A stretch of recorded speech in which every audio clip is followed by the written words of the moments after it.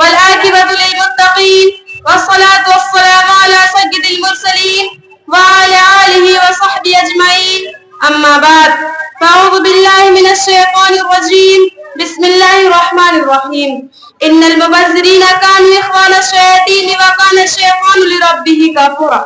आदरणीय अध्यक्ष महोदय एवं सभा में उपस्थित समस्त श्रोतागण, आज के इस वार्षिक सभा में दहेज एक सामाजिक कलंक के विषय पर बोलना चाहती हूँ।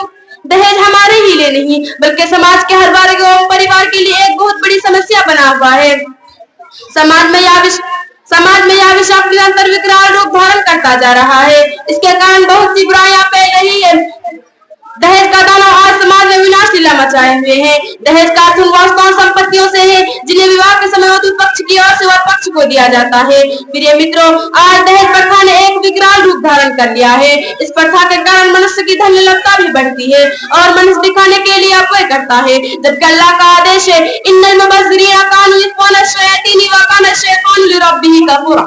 अफवाह करने वाले शैतान के भाई है तथा शैतान अपने रब का अत्यधिक कीटक है। आज दिखाने के लिए बड़े बड़े विवाह कराए जाते हैं। इसी कारण प्रेम और सद्भाव पर धन पाने की लोलुपता की वृद्धि होने लगी है। दहेज रूपी भेड़ियों के समझ लड़कियों की शिक्षा, सुंदरता, स्वभाव और आचरण कोई महत्व नहीं रखता।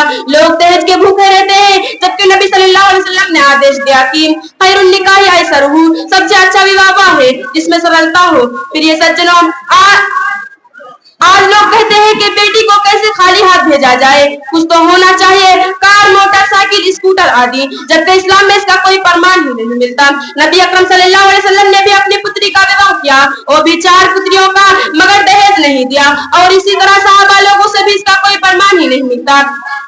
हदीस में है कि जैसा कि हदीस में है कि अब्दुर्रहमान बिन औफ रज़ियल्लाहु अन्हु का विवाह हुआ। नबी सल्लल्लाहु अलैहि वसल्लम को पता नहीं था। पीला दाग देखा तो पूछा ये क्या है, कहा मैंने विवाह कर लिया है। तो आप सल्लल्लाहु अलैहि वसल्लम उनसे यह नहीं पूछे कि दहेज में क्या मिला, बल्कि विवाह भोज वलीमा करने का आदेश दिया।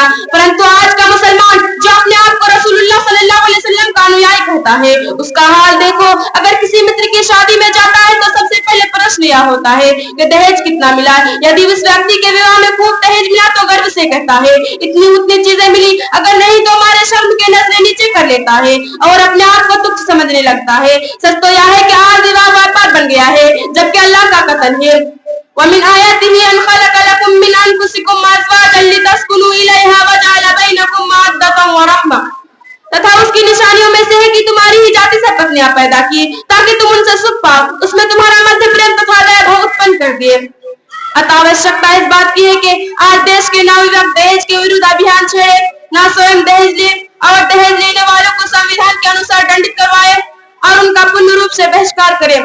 कितनी बड़ी है शर्म की ये बात दोस्तों, कितनी बड़ी है शर्म की ये बात दोस्तों, खुद अपने मुंह से मांगना हिस्सा दहेज का।